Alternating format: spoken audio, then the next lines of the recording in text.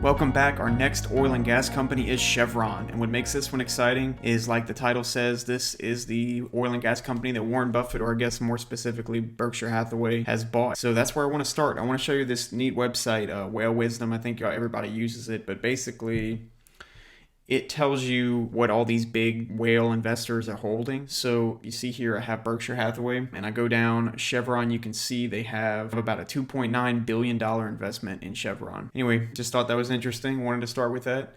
Let's go to the share price history. All right, so I have a 5-year chart here, and you can see Chevron has actually recovered a little bit better than all the other oil companies. They're a lot closer to their previous peak, so they were like 125, 130 previously, and they're sitting at 116 now. So the real question is, are they still a good investment at the current price? And let me show you a 2-year trend, because we're going to try to figure out when Berkshire bought. So they bought Q4 of 2020 and Q3 of 2021. So if you look here, Q4 of 2020 would be this October to December. So they probably bought right in here in this section. So around $70 to $90 a share. And then they most recently bought in Q3, which would have ended on September 30th. So this section here. So look at this. They bought, it looks like they bought before this run up and before this run up recently. It's almost like this guy knows what he's doing, right? Crazy. All right, well, that's all I have for the share price history. We're going to look at the financial statements, look for any red flags, look for any green checks, and then get a valuation on our own. So let's get started with the income statement first. First up, as always, total revenue. And what do I always say? Make sure it's not falling. Well, kind of like Exxon, this one's falling, but it has had a recent rise up. So that's kind of the similar pattern for all the oil and gas companies that we're going to look at. You just got to take that with a grain of salt if you're going to invest in oil and gas. This is going to be your pattern for the last 15 years. All right, let's look at gross margin next. All right, so let me change this to percentage. All right, so gross margin over 30%, roughly around 30% roughly. That's a solid gross margin and rising recently. One thing I want to point out too is I think if you remember Exxon, they had a really terrible gross margin for that COVID quarter, and it looks like Chevron's, it's still less than zero, but it's not that far off of zero. It's what, like minus 4%? I think Exxon's was way higher than that. I might be wrong, maybe misremembering, but I think it was. Anyway, we like to see this growth recently, and it seems like they've been pretty steady with their 30% margin for a long time. All right, let's go to pre-tax income.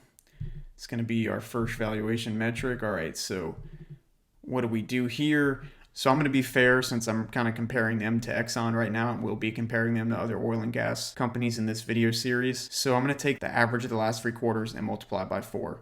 So I take the average of these last 3.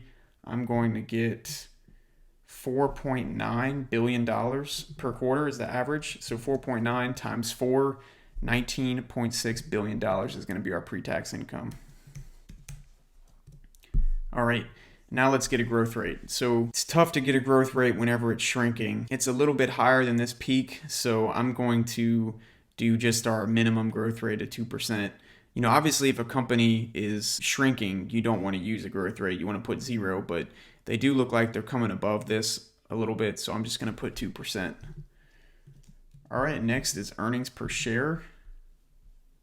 Diluted earnings per share always. Similar pattern to the pre-tax income. What we're going to do here, same thing. Average of the last 3 quarters, multiply by 4. So average of the last 3 quarters is $1.80. So 1.80 times 4, that's going to be $7.20. $7.20 a share is our number for that. All right, let's go to the balance sheet. So first up, I'm going to do the debt to equity ratio, and I don't think I've shown you all this before, so that's why I wanted to include it, because it's pretty interesting. Debt here represents all your liabilities. So your balance sheet's broken into 3 areas, right? Your assets, which is everything you own, all your liabilities, and then your equity, which is the assets minus the liabilities. So what this is going to tell you is a great way to measure how leveraged the company is. So what do we like to see here? Lower is better, and decreasing is great too. So debt is on top in this ratio, right? So if you're decreasing, you're either growing your equity or lowering your debt. So one way to think about this, what this ratio is representing is like, let's say you bought a house for $100,000 and you put 20% down. You would have 20% equity in the house, and then you would have taken out a loan for the other 80%. So your debt to equity ratio would be 80 divided by 20, which would be 4. So you can see even a standard 20% down gives you a debt to equity of 4. So to be less than 1 is great. That would mean that you have more equity than debt. So this is a great sign for a company. It means they're not leveraged that much, and love seeing that. They did take a little uptick during that COVID quarter, but you see they were so low that this really didn't affect the health of the business, right? Because they had equity to leverage up, and now they're paying it back off even though they are still in a good zone. So I really love to see this. Next, we're going to go to the book value per share. So this is all your equity divided by your number of shares. I'm not using tangible here because Chevron's intangible assets and their goodwill is really low. So it just wasn't worth the trouble of subtracting it out. It was negligible. All right, so this you can think of as the net worth per share of a company. This is theoretically if it sold all of its assets, paid off all of its debts, and divided what was left among the shareholders. This is what each share would get paid out. And to have this close to 70, so real quick, I'm going to do a price to book ratio. So price to book ratio is the current share price divided by what it is, so 70. So 1.7. So to have that is outstanding. That's definitely on the lower end, especially for a big company like Chevron. And I skipped ROE, so let's do that. Return on equity is going to be our earnings per share that we got divided by the $70. So that's going to be 720 divided by 70. All right, so 10% return on equity. Pretty good return on equity for a company that's in a pretty competitive industry, and a really good price per book.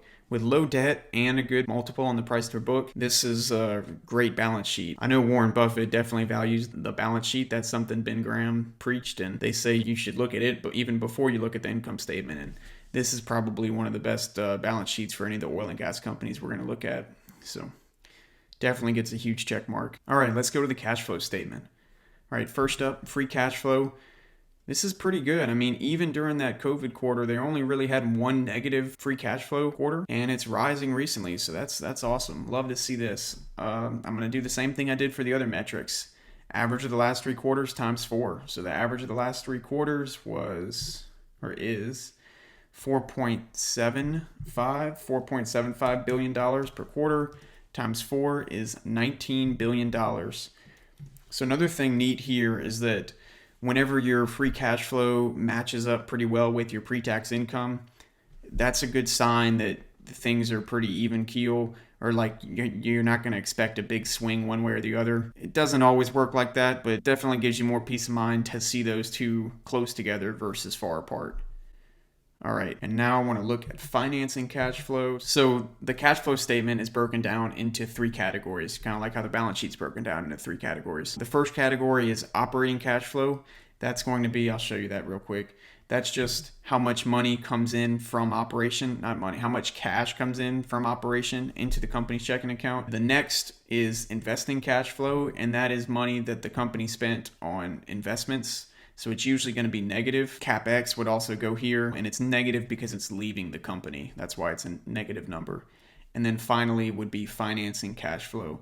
And financing cash flow covers a lot. So all of your debt that you're taking on or debt that you're paying off goes into the financing cash flow. So like if you go into debt, you're going to have a positive because you're going to take out a loan, which means you're going to get a bunch of cash in all at once, and that's going to make it more positive because it's cash coming into the company. But if you're paying off debt, it's going to be negative because cash is leaving the company going to pay off that debt. Other things categorized here is going to be share repurchases or share dilutions. So if you're diluting shares, which means you're selling extra shares of the company for more cash, it's going to push the financing cash flow positive. And if you're buying back shares, it's going to be negative because you're spending cash to buy shares. And then finally, dividends go here as a negative. So in general, negative is almost always better here. I think, if you're seeing positive financing cash flow, that's really not a good sign in my opinion. So I always like to make sure this is negative and not growing, not going more positive. So this is great. I mean, it is negative and it's decreasing in the right direction. So really like to see that. A lot of really good green check marks across the board here from the balance sheet to the cash flow statement. Really like seeing that. We're going to do a quick look at dividends just because we did that for Exxon. So I don't want to miss out on it. Let's see, where are they? Cash dividends. All right. Just like Exxon, increasing on a regular basis, even though the revenue and the profits have been decreasing. Y'all heard my rant on that, so it is what it is. $2.5 billion a quarter. So what is that on a yearly basis? Well, that's 10, right? 2.5 times 4. So that's over half. That's over half of their free cash flow that they're paying out in dividends. I'm going to go back to the balance sheet just for a second. So we always talk that we like to see this growing, and if the book value per share is not growing, that's not a good sign. But if a company's paying dividends, then you're not going to really increase your equity per share or book value per share because you're sending that money out to the shareholders. And so it's okay to have a stagnant book value per share if your dividends are getting paid out as high as they are, 50% of your free cash flow. That's insane. All right, last thing, share repurchases. I want to show you this just because it's interesting. So they went through a period where they weren't repurchasing, and then all of a sudden, boom, $600 million last quarter, Q3 2021 on share repurchases. So you know what's interesting? They repurchased shares at the same time Warren Buffett bought more shares. So what does that tell you about the company, right? I mean, look here, when was this? They spent a lot of money this quarter. What quarter was that? That was 2019. Wow. All right, well, anyway, that's another green check mark for me. Warren Buffett's buying shares the same quarter that the company's management bought back shares. That's awesome. All right, let's go to valuation. Let's get our own number for these guys. All right, pre-tax income times 10 divided by the number of shares. So let me go up here to the calculator. 19.6 times 10 divided by our number of shares, which is how many? 1.93 billion. And we get a target price of $101. Okay, 102. I'm going to round up. All right, next we're going to do the Ben Graham formula. I just want to say a quick note about this one. I include this one here because it was written down by Ben Graham himself, but I think that it usually comes in as an overvaluation, and I'm not always a big fan of it, but that's just me. Yeah. Anyway, all right, let's do it. 7.2 times 8.5 plus 2 times growth, which we did 2%. And we get $90 a share. That's funny. I told you it comes in over. I guess not in this case, huh? It comes in over if you overestimate growth. That's the reason I don't really like this formula, is that growth is one of the hardest things to estimate. And if you get a high growth value, you'll just skyrocket that target price way up. So that's why I'm weary of that formula. Wary. One of the two. All right. Free cash flow, discounted cash flow. All right. $19 billion a year is our free cash flow perpetual growth rate. I'm going to keep it at 2%, and I'm going to discount at 15%. And we get a net present value of $168 billion for the market cap divided by 1.93. And I get a target price of $87 per share. I would say we got a pretty good cluster of price targets, but they're all undervalued from the current share price. Look at this. The average 93 divided by 116 is 81% of the current share price, so it'd have to fall 20%. Does that mean it should be avoided? I think definitely not. I think there's a reason it comes in overvalued, and I think it's because people are willing to pay extra for those intangibles that I talked about. I don't like to use the word intangible because it also means something else in the balance sheet, but I'm talking more about things like the health of the balance sheet, the behavior that the management's doing in the cash flow statement, stuff like that, low debt. I could definitely see why this one's selling at a little bit of a premium compared to something like Exxon that had a few more red flags but was selling at more of a fair price. But that's just my take on it. I currently don't own any. I'm not really planning to buy some in the future. I guess if it dipped pretty low, I might consider buying it. And real quick, I want to talk about this for a second because I get this question a lot. This number or these numbers, that doesn't mean that I'm going to buy a stock just because it gets below that. So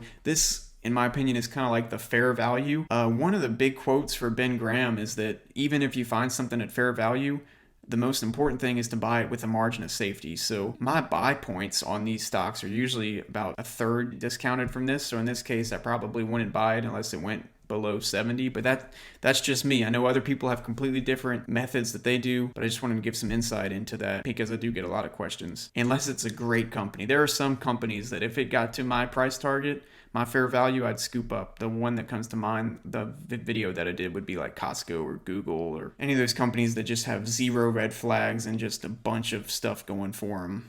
I would buy those at fair value. But if a company has any red flags, I'm going to have to wait for it to be at a significant discount. Like I said, though, that's just my personal finance philosophy. I'm not a financial advisor. I'm just hoping to teach you these principles so that you can apply them to your investments and make more educated decisions. So I hope you enjoyed. If you did learn something, please like and subscribe, and I will see you next time.